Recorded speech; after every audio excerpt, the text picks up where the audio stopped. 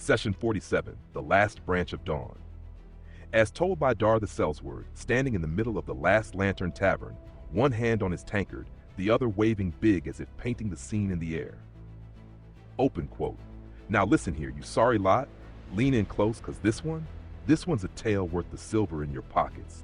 And I ain't the one who lived it. Though if I had, I'd be sitting on a lot more coin right now and my kids would be eating roast boar for a week.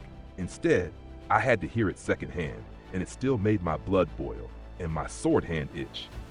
So picture it, Bum Bum Salira, Sanders the Doom Preacher, and Thranar the Walking Book of Fireballs, trekking into the Junike Wilds on some holy errand to put Humpty Dumpty back together again. Only Humpty was a relic called the Branch of Dawn.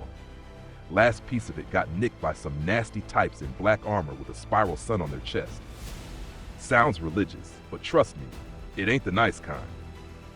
First stop on the road, smoke in the trees. Not the good kind you smell when a hunt's on. This was acrid, stings the eyes smoke.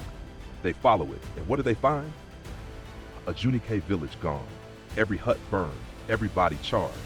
You ever smelled roasted Ingomar leather? Hope you never do. And there in the soot, raider tracks heading east. Second stop, more smoke, same stink. This time it ain't just corpses, it's an ambush. Ember fangs, they call them. Raiders with fire in their blood and magic in their steel. Sanders took a spear clean through the shoulder, pulled it out like he was plucking a chicken, and Thranar turned half the attackers into smoldering boots. They left them in the dirt and kept moving. By the time they hit the third village, it was hell on Bethica. The whole place was an oven. Buildings collapsing, wolves the size of small horses snapping through the smoke, armor gleaming red hot in the glow. And right there, like the gods themselves had ordered it, outstrides the big bad himself, Pyrostone Herald Varric.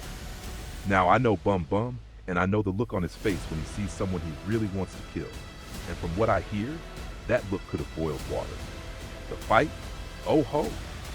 Salira was carving through raiders like she was pruning roses, Sanders was shouting blessings that made the ground tremble, and Thranar, well, he was a walking sunburst of spells.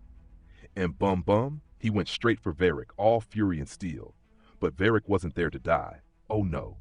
When the tide turned, the bastard slammed his halberd into the ground, and whoosh, flames shot up and wings of fire burst from his back. Real angel of death stuff. He took to the air, circled once, and called down to Bum Bum. The purge never ended. Then he was gone in a roar of wind and embers. After that, they followed the trail to the verdant shrine, burned, blackened, but still standing. And there, in the rubble, they found the missing piece of the Branch of Dawn. Sanders said some words. Bum Bum joined it with his half, and the thing lit up like the morning sun. Now, I've never been one for holy relics, but when a man's face goes from kill the world to I might just save it, well, that's worth more than silver.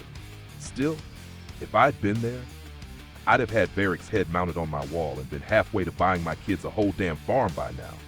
But I was here, listening to Patch complain about the price of onions. Dar takes a long pull from his drink. Next time you hear that kind of trouble brewing, you come get me first. I'm done missing the good ones.